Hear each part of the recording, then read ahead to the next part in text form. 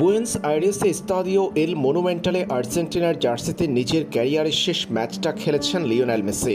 আর্জেন্টিনার মাটিতে লিওনেল মেসিকে আর দেখা যাবে না দেশটির 3 তারকা সমৃদ্ধ জার্সি পরে মাঠে নামতে।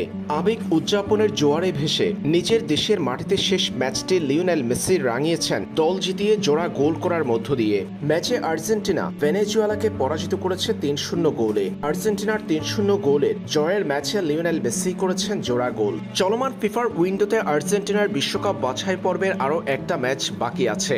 দক্ষিণ আমেরিকা অঞ্চলে বিশ্বকাপ বাছাই পর্বে এটি আর্জেন্টিনার শেষ রাউন্ডের খেলা। আগামী বুধবার ভোরে ইকুয়েডরের বিপক্ষে ইকুয়েডরের মাটিতে খেলতে যাবে আর্জেন্টিনা। সেই ম্যাচটি থেকে নিজেকে গুটিয়ে নিয়েছেন লিওনেল মেসি। ইকুয়েডরের বিপক্ষে লিওনেল মেসিকে ছাড়াই খেলবে আর্জেন্টিনা। তবে হঠাৎই কেন এমন সিদ্ধান্ত মেসিকে নিয়ে? সংবাদ গণমাধ্যমে লিওনেল মেসি জানিয়েছেন ইকুয়েডরের বিপক্ষে আর্জেন্টিনার হয়ে আগামী ম্যাচটি না খেলার কারণ। এই প্রসঙ্গে লিওনেল মেসি বলেন, স্কালোরির সঙ্গে কথা বলেছি আমি, তিনি আমাকে বিশ্রাম দেওয়ার সিদ্ধান্ত নিয়েছেন। সবে চোট থেকে সেরে উঠেছি, যদিও এখন ঠিক আছি। তবে আমার ভ্রমণ না করার, অন্য ম্যাচটি না খেলার সিদ্ধান্ত হয়েছে। আমরা MLS-এ খেলছি, এটাই লক্ষ্য। গত কিছুদিন আগে চোটে পড়ে 15 দিন মাঠের বাইরে ছিলেন মেসি। তাতে ছন্দ নষ্ট হয়েছিল তার। তাই ভেনেজুয়েলার বিপক্ষে খেললেও ইকুয়েডরের বিপক্ষে খেলা হচ্ছে না মেসির।